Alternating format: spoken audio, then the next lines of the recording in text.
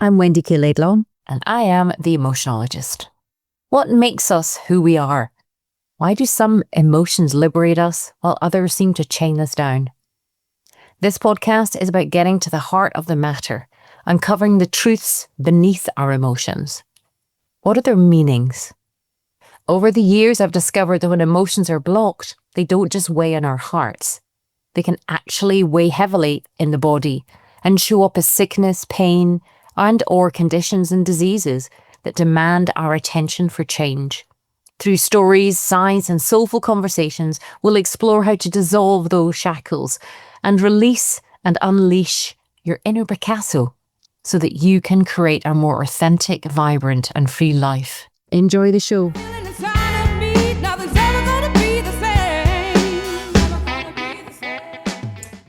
Hey everyone, it's Wendy K Laidlaw here, and as always, I do hope that this podcast and video message finds you well.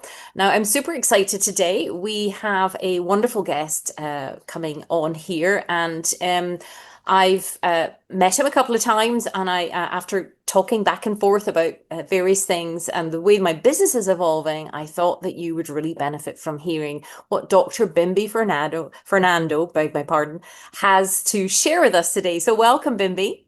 Thank you, Wendy. Thanks for that introduction. Yes, you're not the first one to get that name wrong, so it's I hadn't put my teeth in properly. They were moving around. But I want to give people a little bit of background about you before we start chatting, because you've got a fascinating background, and yeah, it's lovely your how we've come to meet, and how we've what your focus and your vision is now. So Bimbi is a surgeon, associate professor, and a huge advocate for kindness, which we'll be talking about today. He's a consultant transplant surgeon and associate professor at University College London. He grew up in Northwest London as a son of a surgeon as well, and a theatre nurse, and immigrated from Sri Lanka, which is amazing, obviously, that you went into that profession. But through that, he's witnessed the importance of community and hospitality from a very young age. He qualified as a doctor in 1990 from the Royal Free Hospital of Medicine, University of London, and pursued specialist surgical training across the UK, including Cambridge. Throughout his career, Dr. Fernando has been deeply involved in teaching medical students and training junior doctors. His work in transplantation, witnessing the profound gift of life through organ donation, ignited a deep-seated passion for his kindness, or for kindness indeed. This interest intensified during COVID times, during the pandemic, where he worked on the front lines in intensive care and observed the crucial role of compassion amidst this crisis. These experiences led him to explore kindness from a scientific, historical, and personal perspective, accumulating in his book, which has just come out, called The Forgotten Compass. Dr. Fernando believes kindness is a vital life skill essential for personal flourishing and building a better world. So wow, what an amazing intro there. How does it feel hearing that being relayed back? Well, my first podcast, so thank you, Wendy, for that. It is interesting. It's wonderful to hear it phrased by someone else, especially you, having met you a few times and knowing what you stand for. Yes, no, it's wonderful to be given the stage and talk about something that I'm passionate about, and just promoting the subject of kindness. The idea of the book is really just more or less a calling card for whatever the future holds for me. It's not really something that I want to be center part of everything. I just want it to be a calling card to more or less just put down the marker that I am genuinely interested in this subject. Yeah, and I think I bought your book and I read it. I read it over a week at night before I went to sleep, because that's when I do most of my reading, and I was really struck by it, because it's lovely that you pulled out the phrase kindness, and we'll talk more. We've talked lots off camera, but perhaps you could share. We mentioned it in your intro, what it was about the pandemic, what it was about the kindness and compassionate nature of a large majority of the population in the UK coming together in that way that really struck you.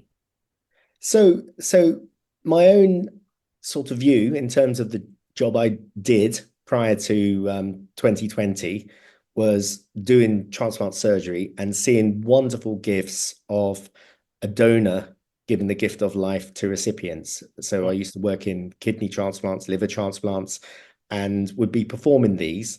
And that was an amazing sight to see when you reanimate an organ and you see the impact of this. But then taking a step back, someone had donated those organs, and there was a bereaved family that was Uh-huh. involved there making a very difficult decision. And sometimes when you are seeing it all the time, you don't actually recognize it, you don't appreciate it. It's Yeah. something that you just don't notice. And it takes something else to perhaps shake your world. Mm. And nothing better than COVID-19 shook everyone's world, Oh my goodness. where I was based at the Royal Free when the pandemic broke. Mm. And essentially, what had happened was we heard about this virus that was doing the rounds in China and maybe parts of Italy. And we Mm. heard that there may be a pandemic, and the Royal Free Hospital is one of the key centers for infectious diseases in England. And we then got a ping on my phone saying we've just accepted our first case of COVID-19. And at that point I thought, oh, it's real, it's hit home. Yeah. And we're used to dealing with other highly infectious diseases, but this Uh-huh. felt somewhat different. Um, Mm. and there's always that feeling that this was all, someone else's problem or happening somewhere else. Uh-huh. But then what happened was one patient became a patient on ITU, which then became two patients, then four patients, then eight patients, then 16 patients. That it was a doubling. Wow. And our ITU, which was highly isolated initially, was one bed, but then very shortly, one ITU was shut down, then two ITUs were shut down, then four beds were shut down, four ITUs were shut down. Right. And we were sort of working in theatres, still doing our day-to-day job. Mm. And then one day I sort of saw members of the staff walking up and down, counting the number of ventilators in Oh. ITU, sorry, Mm. in the theatre space, and also Yeah. counting the empty bed spaces. And the next day, when I came in, all of those were patients. So the doubling really did have an impact. So our Yeah. world was shook, um, terribly, and we had to stop all forms of transplant surgery and indeed other surgery. Yeah. And we had no rules as surgeons, but we wanted to help. That's Uh-huh. what we were trained to do. Yeah. And then we saw the amazing nurses, absolutely fantastic ITU nurses, really being the superheroes of the whole pandemic, keeping patients alive. Absolutely amazing. We Mm. were really running around trying to make their lives as easy as possible. Mm. So we began to see kindness between individuals where we didn't necessarily see kindness because we didn't look at it, and our eyes were opened in a different way. And Yeah. then you may remember the clap for carers. So there's this wonderful yoga teacher by the name of Anne-Marie Plas, from Holland, who thought she'd share this and bring it to the UK, where Mm. every Thursday night, the UK population would be invited to stand on their doorstep and appreciate the NHS staff. Yeah. And the first impression we got was, many of my colleagues were thinking, we're doing all of this inside, and all people are going to be doing is just clapping on their doorstep. What does that mean? How's that going to help? Yeah. And then I distinctly remember the first Thursday when it happened. And, I was just indoors. I was at home that evening, and Yeah. suddenly we heard, the rattling of tins and saucepans, and opened the door, and it was really loud. And went Yeah. to the front of our house, and my daughters were at home, and wife, we walked out onto the street and just saw the whole of the street out. And Yeah. what happened in that single moment Mm. is is I just felt something deep inside me that Yeah. had been touched in an unimaginable way, and Mm. something was triggered that I thought, wow, Yeah. how could something so intangible Uh-huh. create such a positive impact? And it was a feeling that I Yeah. wasn't aware of, that Mm. something so trivial or apparently trivial done on a Yeah. mass scale could trigger that. And so that was a spark that just made me think, there is something here. I don't quite know what, and I don't quite know how to go about it. But, Yeah. it probably triggered the journey to think I need to look into this in more detail and I need to find out more. And I went into hospital, and those same cynical people, you know, Mm.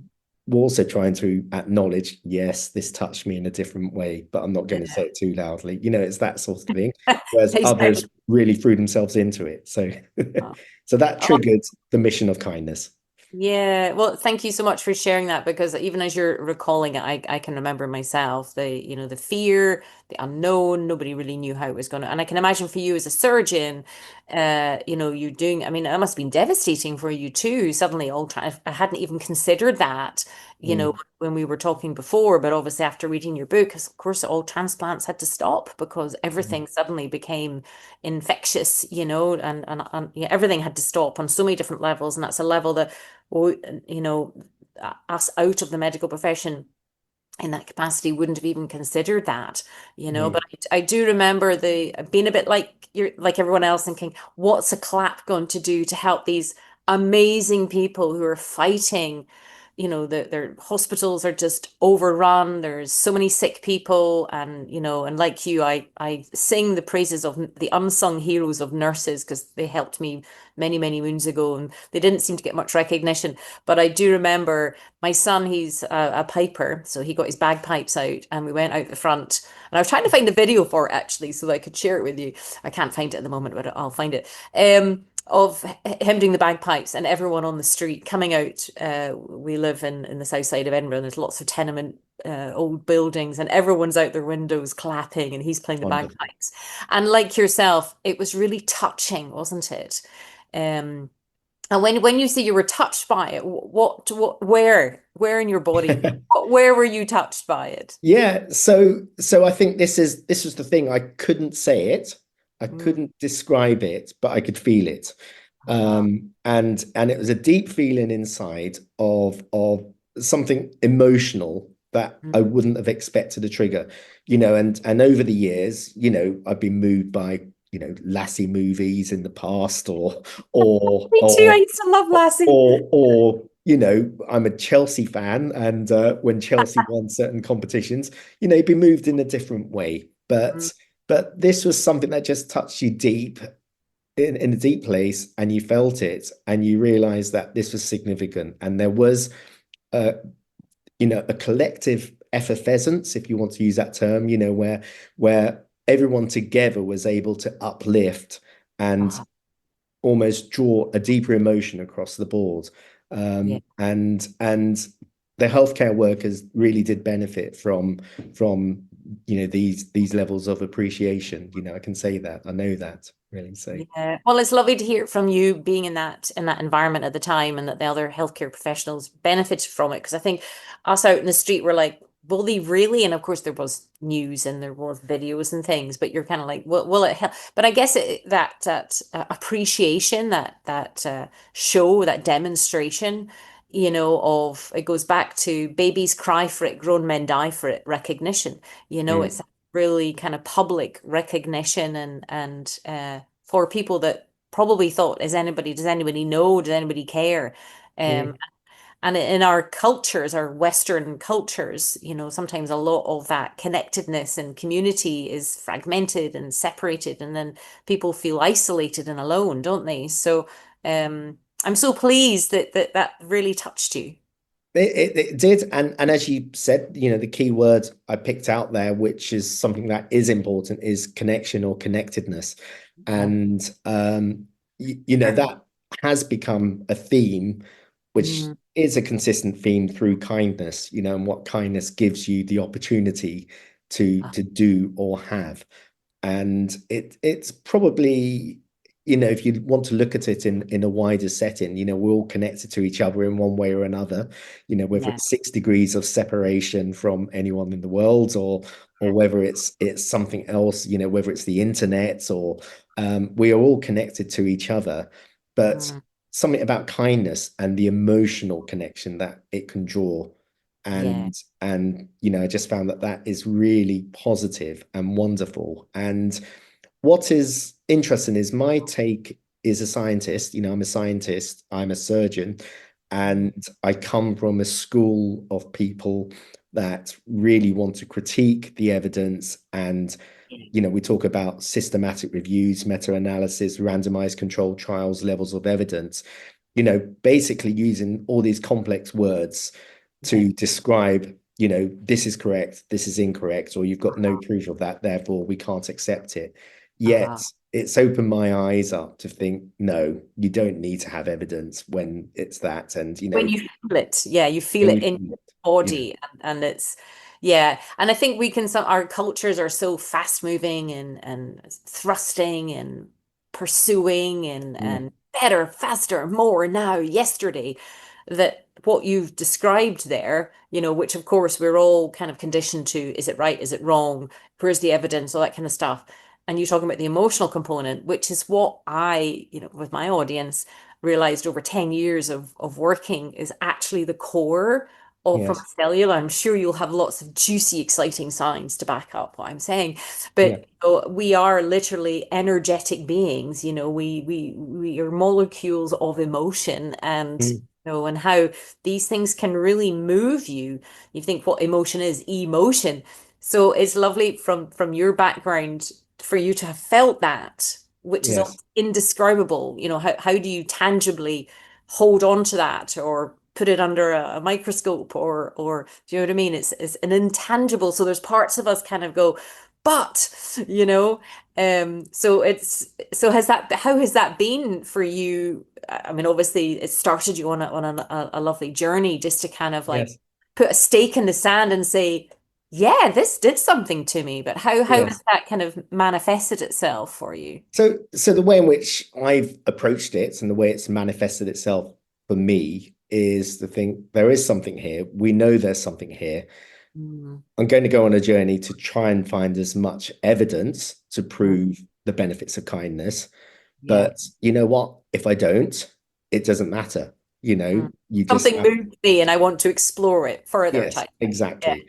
And, there's the cynic chimp on one shoulder that might be saying something Yeah. along the lines of, well, you need to do a randomized controlled double blind trial. And, the person on the other side is saying, well, hang on, jumping out of an aeroplane with a parachute, no one ever did a randomized controlled trial to see if that is safe or not. People just do Yeah. it because it's the right thing to do and they Yeah. understand. So, And so the other person that's saying that, what does that feel like for you? What image do you have for that? Because you've got the chimp on one side, but what is that other image? so yes, well the chimp is slightly cynically put because of I know there's Paradox. Yeah. the chimp paradox and Steve Peters Yeah. and talking about the limbic system and how you can jump to conclusions. There's very Absolutely. much the rational brain where you process Which is, everything. which is why I'm asking, what is this on the left? So Because visually, probably if you can imagine it's an old man with glasses who right. may be an old consultant who used to train me. It could be someone like that stating Uh-huh. that you've got to provide the evidence, otherwise we're not changing, and we're going to Yeah. stick with what we're doing, with that. And it's almost like I'm going to that person saying, what about this? And so in some ways, that person may represent the scientific community, the hard-nosed scientific community, the people who want to scrutinize PhDs and doctorate theses and say yes or pass this as a peer-reviewed publication so it'll be suitable for publication. I've spent my time doing that as well, going Yeah. through those different persuading that. But I also realize you don't need science for kindness, but it's good, No. but you don't need it really. So Yeah. And what does kindness mean for you? so so for me, it's doing something of service to another person or people with feeling. So it has to have an added emotion, an Mm, emotional investment in you performing whatever it is. yeah. So whether it's opening a door, perhaps with a smile and Mm, with, I really hope you have a good day today as I open this door for you. So it's yeah. conveying something else rather than a transactional open a door, closing the door, Yeah. and it's finding a way of connecting with others, and it's finding a way of making others feel that they are valued and they are important, Yeah. and without necessarily saying it. So whether it's through listening, attention, care, concern, it's making sure that people aren't invisible. So that is kindness. I try and define it in one of the chapters. And that's a challenge. There's an umbrella of Uh-huh. different terms to define kindness.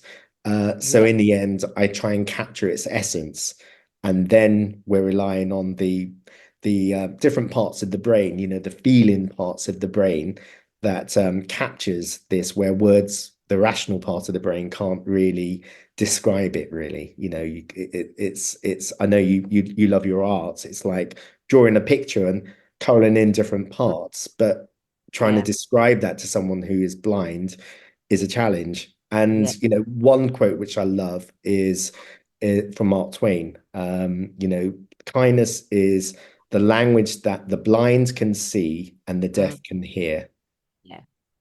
And and I can really feel on this stage of your journey that it obviously it's lovely how you've shared how it really touched you, the clapping and things, but equally from your book, your mom and your dad witnessed that in action. You're saying about opening a door and but it's almost like an awareness of other people, isn't it? Like, Mm. and I'll talk about other elements in a minute, but I love that because there's nothing nicer than engaging in eye contact. And obviously you're in London and I'm in Edinburgh normally, but there's whether it's the climate or the culture, I don't know. It's rare to have people give you eye contact and open a door and give you a smile. So it's certainly something that needs to be taught to certain elements of personalities, and that will come into that in a bit more in a minute. But as I say, it was lovely reading in your book how welcomed your family were when they first came to the UK, and Yes. and the acts of kindness were really rare. And was that because they'd come into other Sri Lankans, or was that just Yes, yes. I mean, I think kindness in the community is really important. So my mother and dad, my mum and dad came over to the UK a few years before I was born. They came with my two older brothers, and my father was really sort of dependent on acts of kindness. I think he arrived with £60 apparently at that point, yes. and my mum and two brothers followed on the boat afterwards. Mm, And they were sort of describing how they were trying to make ends meet, in all honesty. The story goes, although it might have been coloured in over the years, was that they couldn't afford meat, for example. So, it was really sort of just being careful with what they chose to eat. sure. And we're introduced to people from the Sri Lankan community, and slowly we got to know them. This is before me. Mm, But as part of that, they insisted on being called uncles and aunties, and that may be a Sri Lankan cultural thing yeah. with elders. And as far as my brothers were concerned, and they were well and truly looked after, Mm, made to feel welcome, and also, come and eat this food. We've got this great food, and so it was sharing, and it's a uh, celebration of everyone being there together, yeah. but trying to do the best you can for each other. And, it's wonderful that those relationships have lasted, and those acts of kindness really benefited ourselves as a family, but Yeah. perhaps stimulated us to, and I'm not sure whether this is the case because I've heard some wonderful acts of kindness from my grandfather back in Sri Lanka before he died. Yeah. But it's stimulated my parents to really be welcoming for other people who may be Of alone course.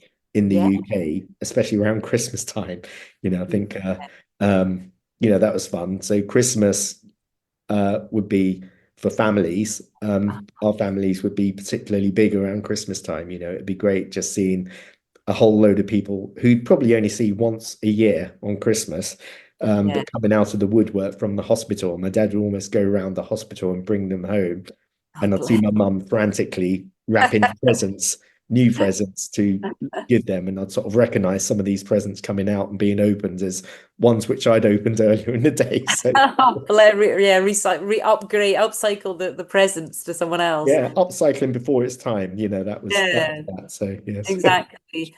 Well, I think it's lovely that that element of Sri Lankan culture has come here and that has been ignited in you to, I mean, you've always had that, but that you're talking about it now because I think it Mm, really, I'm sure as some people are listening, kind of feeling an ache in their heart because there just is so much isolation and separation yes. for a lot of people, especially my audience. They've had to fight against all sorts of things. And a lot of people don't perhaps have safe families or safe people in which to turn to, and or say even safe aunts and uncles or communities. So Yes. it's lovely to hear that still exists. And do you find that that is still kind of prevalent in your life in your everyday now, or? Yeah, so perhaps less so. Certainly whenever I go to my mum's, I mean my daughters find it hilarious that they can never leave my parents' home without being fed or given a gift of some sort, no matter what. My mum just goes off and finds something to give them. Bless. And there's often other people there, Mhm. and who we don't know. And my father turned 90, bless him, last October. And he didn't want a fuss made, didn't want a birthday party, no one there.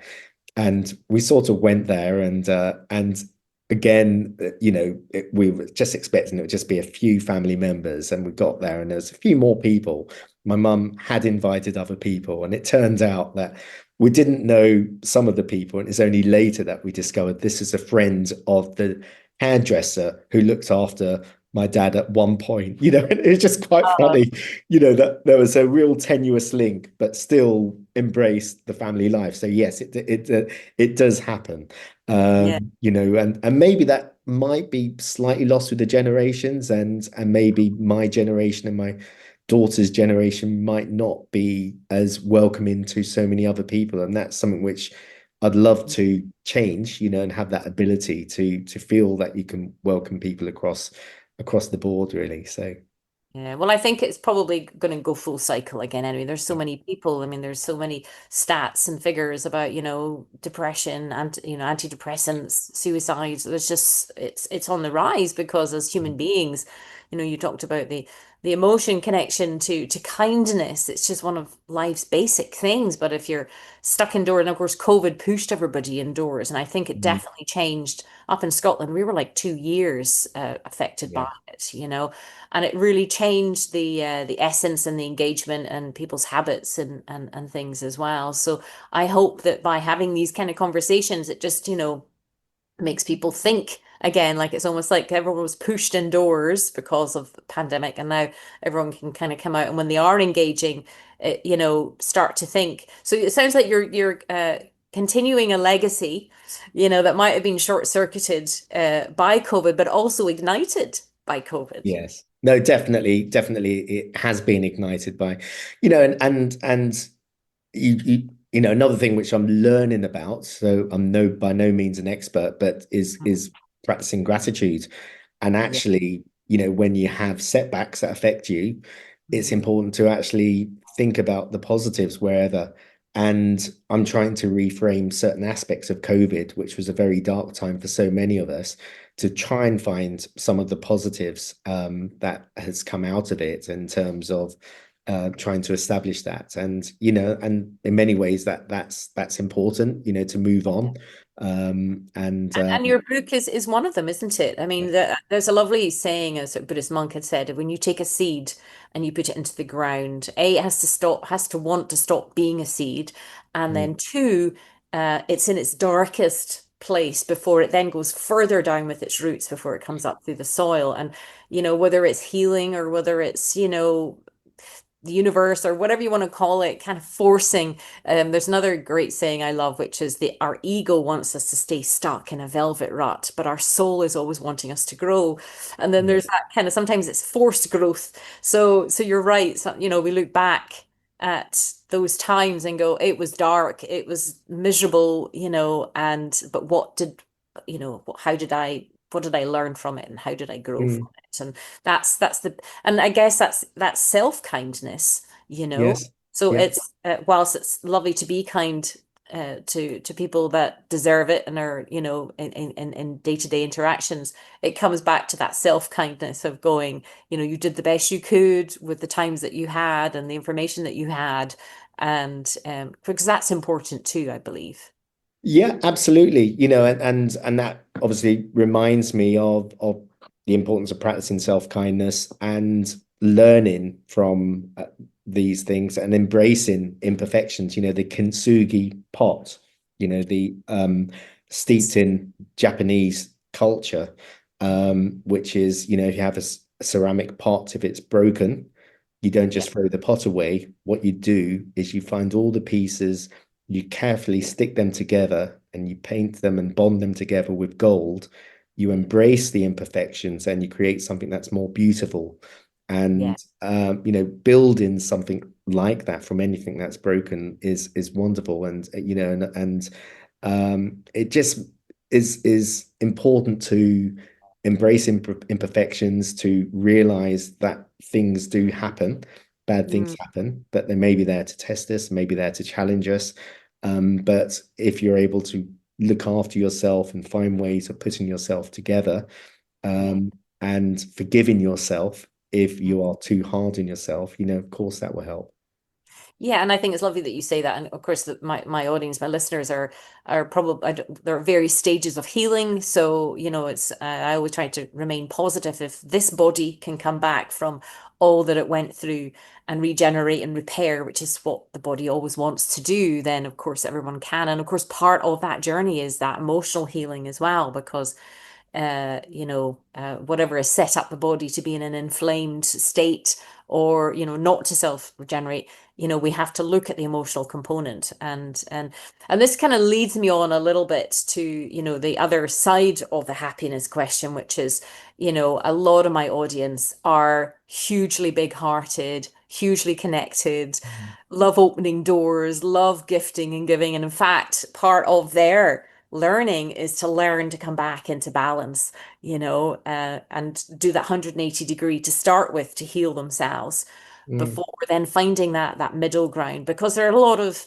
selfish, toxic, thrusting, manipulative, unfortunately, personalities out there in the world. That's just a fact, you know. mm, Um, there's the what do they call them? There's the, you know, there's the community-based people, you know, the partnership model, and then there's the domineering dictatorship model of, you know, mm. and how have you navigated that?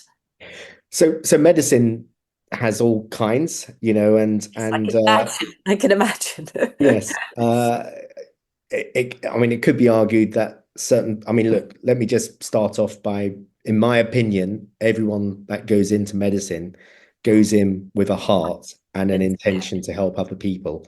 yeah. And that's, I haven't seen anything different, you know, in all of my years. You know, there may be exceptions, but I haven't seen it myself. Um, then what happens through your medical training and your medical career is you get influenced by senior people. I think I mentioned jokingly the chimp on my left shoulder, Yeah. you know, who you have to justify things to. Mm. Um, but you also in different specialties get put into different silos, Uh-huh. and medicine sort of trains you to want to come up with the right answers and to help people with the right answers and given the medication, given the treatment, making it work. Now, if it doesn't work, people deal with that in a different way. They may Mm. see it as a, you know, there's something wrong with me because I haven't been able to do this. I haven't been able to persuade the person to have the treatment, or I haven't been able to persuade them to take the medication, or they haven't had enough trust in me. I failed them. Or they might do something which is unkind, which could Mm. be to blame the patient Yeah. and isolate the patient. And if you have the wrong silos sticking together, Mm. that may perpetuate that sense of feeling. And, Yeah. you know, that's not the kind thing to do. Mm. But it does happen. Mm. And every specialty would have an area which is something where our medical treatment and our surgical treatment can't necessarily have all the answers, doesn't have all the answers to manage those individuals, but there's other things that you can do to support them.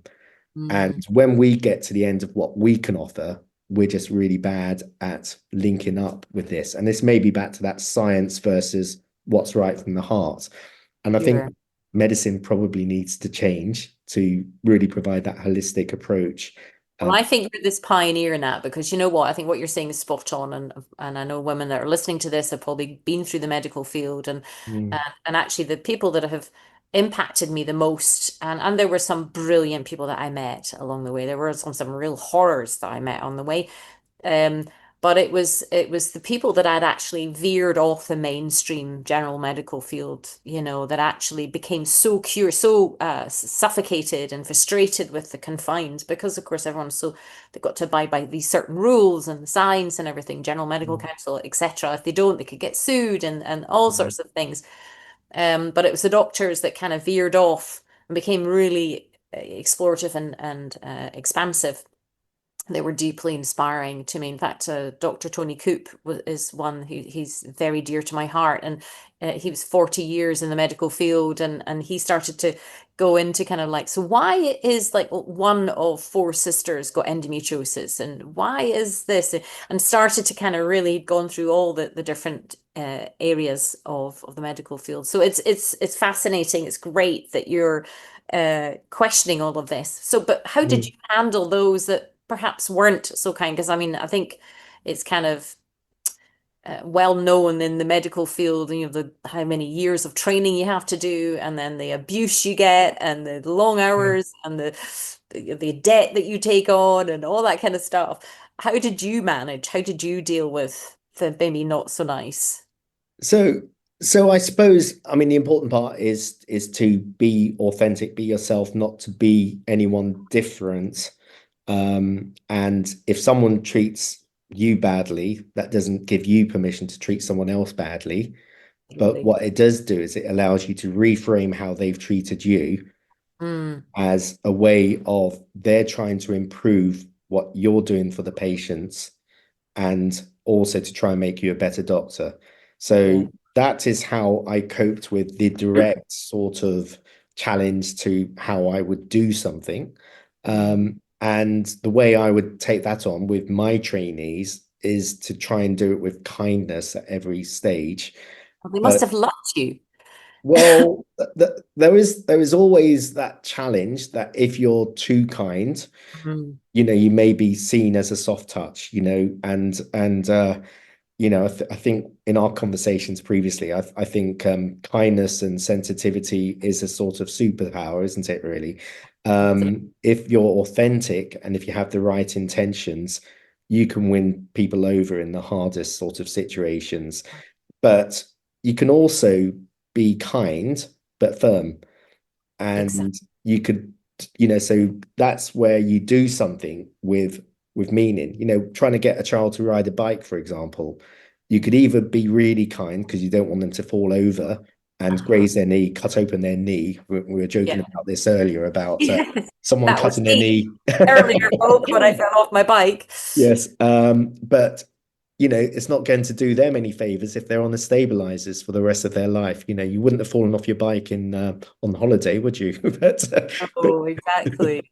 But it's a really valid point, isn't it? It's like when you've got children yourself or you're engaging with people, it's that balance. That's why I talk about the secret to life is balance. The secret to mm, balance is awareness. The secret to awareness is journaling and meditation because it allows you that kind of observer person part to kind of go, okay, where's the balance here? If I'm being too kind and this person's taking advantage or whatever, then I need to kind of pull back a bit. And I think that's again, as my business has evolved, up I touched on earlier off camera, was its super sensitive secret strength.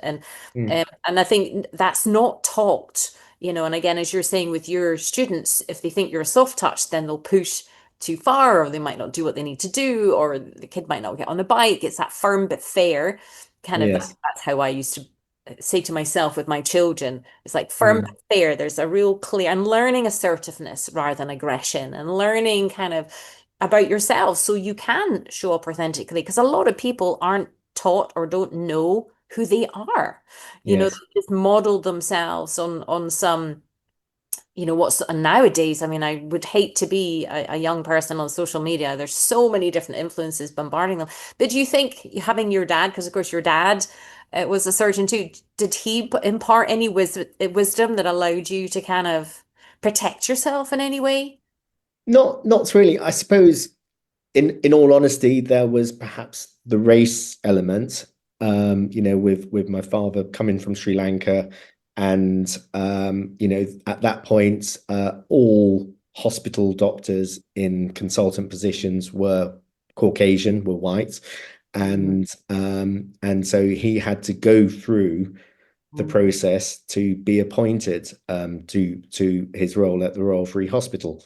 yeah. And so that was hard for him. So he learnt that Yeah, that process. And when must have he been was really hard back then because, oh yes, my goodness, the racist element is was rife, I think, especially in Britain. yes, so definitely, he achieved, and very proud of him to do that. Mm, What is nice is nearly everyone I meet who worked with him recognize how kind he was. So there is mm, that nature and nurture sort of element, and yeah, if you can't choose your parents, but if I did, I would have chosen someone very similar, or those particular parents. I'm blessed to say that, really lucky.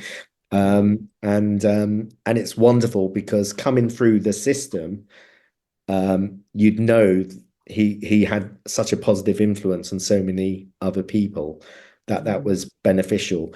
In terms of his influence on me, um, a quick sideline, but a story, as to why I chose transplant. I wanted to do surgery, but I yeah, wasn't too sure on doing transplant surgery because I hardly ever saw him growing up, because he was a standalone consultant surgeon doing 24 hours a day, 7 days a week, 365 days a year for yeah, many, many years. And so my memories of him at crucial times in my life was quite limited in terms of him sort of being present at school events and other things, yeah. because he was always working.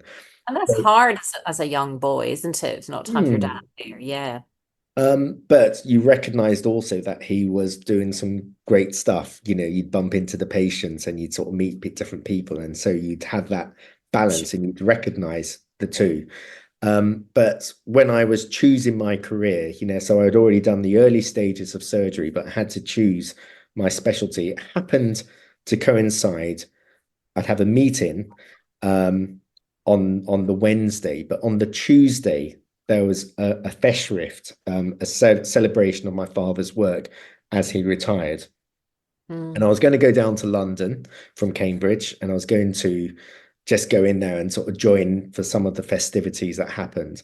And I got home to my parents, and I'd just been in two all-day clinics. It's the colorectal clinic, the bowel clinic, and I was quite exhausted. I'd driven all the way down, and came to my parents' dining table, sort of saw what was there, and there's this note saying, "Oh, dad's, we're off at the hospital, in this particular part of the hospital, where a few of the patients had come to say goodbye to him. Do come along." And I sort of felt exhausted. I thought, no, I'm not sure if I want to do that. And yeah, I went along, knowing that my brother, who'd just flown in from America, was going to be there as well. And yeah. we arrived in this part of the hospital, this big room in the hospital, and it was jam-packed with old patients of his. Nice. Yeah, And it was quite entertaining. My brother and myself, I sort of gave him a hug as we met, and saw my dad just sort of finishing his speech. And then there was almost like a wedding reception queue, where my brother and myself would just happen to be in the queue, and people were walking past us on the way to meet my dad. mm, And the conversation was very much like a royal reception. So what do you do? It was more, when did my dad transplant you? It was that sort of conversation. yes. And that was wonderful. And talking to all these people, and as they're moving along, then there's this nice man who I remember clearly, who was standing there. And Chris asked him, "So when did my dad transplant you?" And he said, "He didn't transplant me, he transplanted my wife." And said, "Oh, where is she?" He said, "Oh, she died 5 years ago." but he transplanted her 10 years ago. And those 5 years were the best years of our life together. Mm. And something again just went inside me, and I thought, hmm. And then the next day, when I had to go in and declare my interest, I said, I'm going to do transplant. And the person was writing down, hovering over the colorectal box, and he sort of stopped and looked up at me and then went over, sort of frowning as he wrote transplant. So I remembered that impact, and that was the story, and so, and I haven't regretted that, of course. So So what you're saying is secretly, not even secretly, you have a big heart and you were moved by the fact that this man was still, and it's not just doing the work, is it? It's meeting the people. I'm hearing from you too. It's not yes. just a body on a bed. And I have to see my experiences with some people where you were just a number, you were just a body in a bed to be from through. And it sounds like going into that speciality, it was really connecting with people. Like there's this. Oh no, absolutely, absolutely. There's absolutely no doubt. I mean, transplantation is wonderful for that opportunity. The fact that you can get to meet Well, it's people. really meaningful, isn't it? It adds that extra element. It's not just that it's not like you don't have the skills for the things, but there's something really deeply connecting and meaningful for that. Yes, no, there's no doubt about it. And to me, partly because of what I was exposed to previously and knowing the great cohort of patients that my father had treated and transplanted, to Yeah. me, sort of seeing that and continuing that was fabulous. And he started this tradition where if one of the transplant patients became pregnant, he would go in at the time of their cesarean section if they were having a cesarean section and be there so that he Oh, could put his hand over his baby, which is the kidney, and wow. they would perform the incision and take the baby out through a cesarean route, and that was a tradition that he started, Lovely. it's been wonderful to be part of that and to do that and to feel really involved with family members when I've done that very same thing as well. So Have you done that as well, have you? yes, I know, no, it is wonderful to do. First of all, amazing to be at any birth. Yes. But those ones where that they were having trouble conceiving before and then had a successful transplant and then going on to have this, it really is joyous and just incredible to be part of that. And Oh, that's lovely. That just is so nice. And again, we need to hear more stories like that because it really moves you. It really connects you, gives you goosebumps down your arms. It's like, I think as we've evolved and grown as cultures in the West, there's just so much lack of stories like that, connectedness like that yes. can make a difference between somebody, carrying on with their life or not, by hearing these stories, they're so inspiring. And no wonder I can see the same for you when you retire, having a room full of people then. Yes, yeah, that's yeah, that might be sooner than you think, in terms of retirement, because what's happened with the whole kindness mission is it's set me on a slightly different path, I think, now, because I've perhaps got some hairy, audacious goals which I'd like to pursue, but Yeah. probably I'm thinking more towards helping support people and individuals find a Mm. purposeful retirement. That's something which I'll be looking to do as the next project. And kindness will be part of that because a purposeful retirement would really need some means of serving others, and Yeah. kindness allows that to happen in best bets. And from my point of view, for a purposeful retirement, I'm inspired by someone called Vishen Lakhani of Minds Valley, Yeah. and he talks about different areas. So for you to have a purposeful retirement, you need to have your health, so your health set, your mind, your mindset, so mentally and physically well. Yeah. But then the two others which we don't talk about would be your heart set, which is Yeah. all the emotional aspects, Yeah. and I'm thinking of the fourth one: heart set, mindset, health set, Probably soul spiritual. soul set. Yeah, The spiritual. soul set is your spiritual things. What is deep And, resonating and and inside it's you. lovely hearing you talk about because I was just saying to my children the other night, like, yeah, I'm having to follow my heart now. in my heart is art, like heart. And then of course the emotional thing, and it's really important to me to help people connect to their emotions, embrace their emotions, understand, especially those of us that are what we would class as super sensitive. It's Yes. been referred to as people view that as weakness, or the culture doesn't celebrate sensitivity in all its forms, and Mm. understanding what the superpower is, but also saying to my kids the other night, I can feel that, I'm on this other spiritual journey, like that it's pulling me. The soul, the spirit is just like, no, no, we're having to Yeah. follow our heart now, because Mm. and it's, oh my goodness, it's challenging because I'm having to, navigate, like you were saying earlier, the chimp on the shoulder, the kind of the dutiful, the deontology of duties and responsibilities, because I was, a good girl growing up and did what I was supposed to do and all that kind of stuff. And now I'm just like, oh my goodness, when you lay down the armory that you've built up over the decades and kind of go, but doing so in a way, like we were saying with kindness, doing so in a way that allows for self-protection. So you can, because what tends to happen, a lot of people just switch off, numb out, shove Mm. everything down, put on an armory and retract. Mm. And that is misery, and hearing you talk about connectedness and community, but how do we do that in a way that we're still being kind to ourselves so that we have enough energy and vitality to share that and be kind to others, because Yes. that's what it's all about. So what does the future, I hear that you're looking at, obviously you're looking at helping people retire, because that's kind of where you're at yourself, but what does the future, what's your vision and your future hold for you? Yeah, so really, this kindness has set me on a different path. My interest in kindness. My hairy, audacious goal, which I'll declare, would be to find a way of building an institute of kindness. Okay, Mm, and by that, there may be other things that may be similar, but I was inspired as part of the research for this to go to Copenhagen and look at the Institute of Happiness. yeah. And that really sort of made me think we need an institute of kindness here.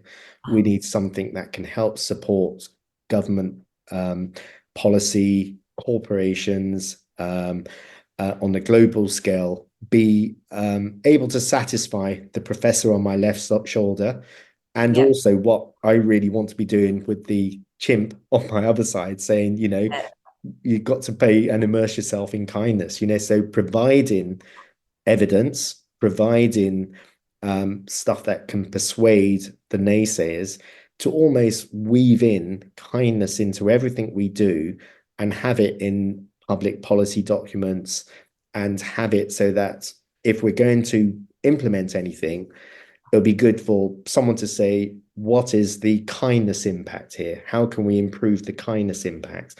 And without trying to overthink it, I Mm, want to incorporate it so that we do that, but weave it perhaps most usefully for individuals to say, how can I improve my life through uh-huh. kindness? How can I be kind to myself? We've Yeah. talked about self-kindness and, meditation we've touched upon. Looking after yourself. This is very much part of putting on your own oxygen mask before Right. securing that of the people around you, young child.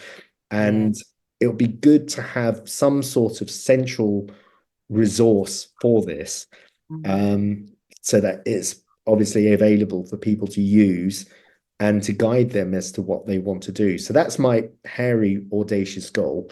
I love it. I think when we spoke before and you said, that if, as you say, policies or things were coming through or whatever, that you're able to put that slant on it. Like with as we come full circle to the clapping for the community clapping, how something so simple, and people felt were quite cynical about, actually got into the heart, got through the armory into the heart and actually moved people, Mm, and mm, shifted people's perspective.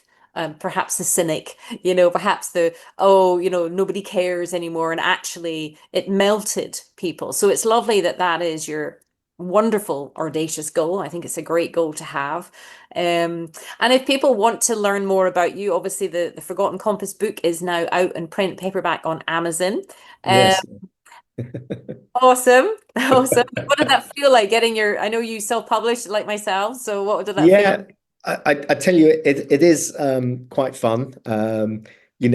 From going from a Word document to a PDF document to suddenly seeing it in this and having a box of Yeah. books arrive, that is wonderful. I'll tell you something that I have loved is passing it on to people who you haven't Yeah. told them anything about writing a book.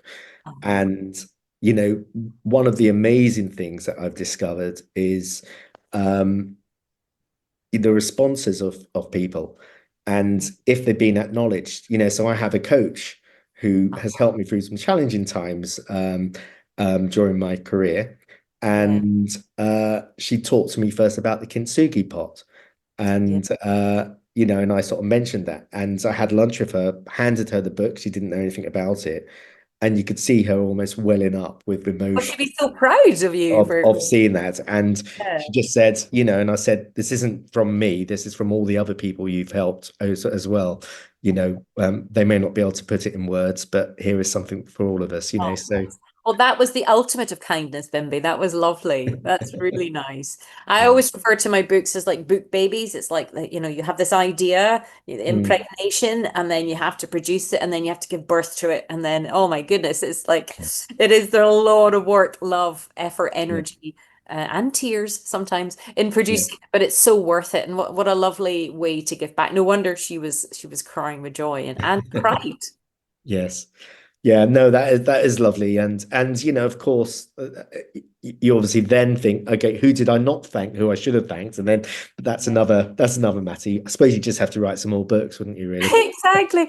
But I love that you brought up gratitude earlier and I'm a great one of thankfulness and when you're saying who else should I have thanked because I think I make a conscious effort to thank people where it's needed.